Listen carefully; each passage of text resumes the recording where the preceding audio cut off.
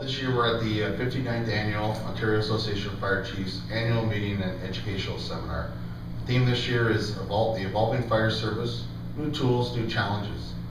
The idea behind the conference is to help chiefs, provide them an opportunity, to network with their colleagues from around the province, but also to look at bringing educational symposiums to them around the new challenges that they may be facing, provide them with an opportunity to find solutions and opportunities to find partners out in the communities that may be able to help resolve some of these issues. The new challenges that we're starting to see, we have a lot in the terms of construction within our the buildings that we're actually going to be entering when we're fighting fires.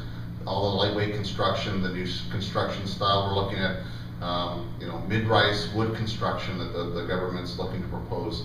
It's these challenges here that require a lot of different techniques and different thought process that fire chiefs have to think about from a health and safety perspective for their staff, but also from a financial aspect on how they're going to combat these and how they're going to serve their communities.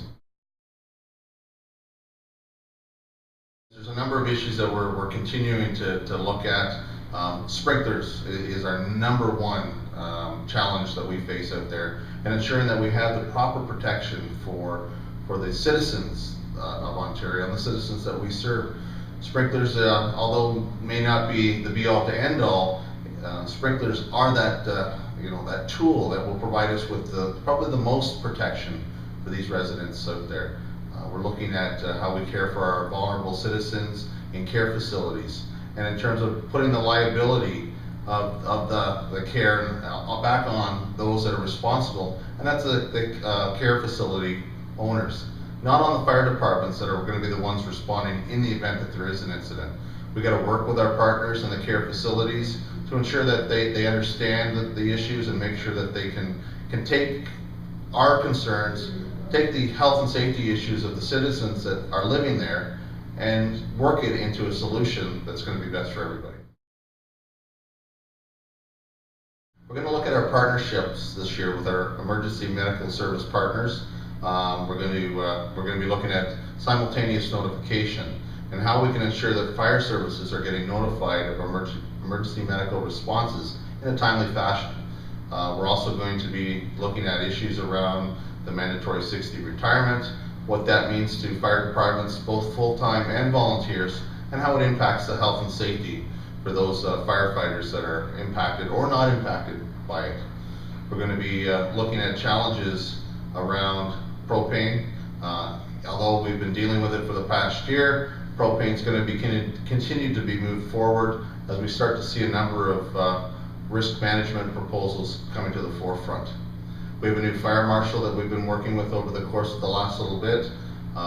We're going to be working closely with him and his staff to ensure that the operational guideline that looks about staffing resources and resources on the fire ground is revised in order to better serve the needs of the fire service, better serve the needs of the communities and the municipalities that have to implement these. The tool has merit. However, I don't believe the tool, the OAFC doesn't believe the tool has gone far enough and provides the adequate level of resource for fire chiefs. As the OAFC moves forward this year, the other key component is to ensure that we continue to build relationships with our stakeholders. The Ontario Municipal Fire Prevention Officers Association, the Ontario Training Officers Association. We're looking at the Ontario Fire Communicators Association. Those are key stakeholders within our organization that we partner up with, that have where the rubber meets the road and the people on the front lines. We want to work with those groups to ensure that we see all the issues through many lenses. We've also got AMO, the Lumco-Marco Emergency Services Steering Committee. We've got the Association of Municipal Administrators Association.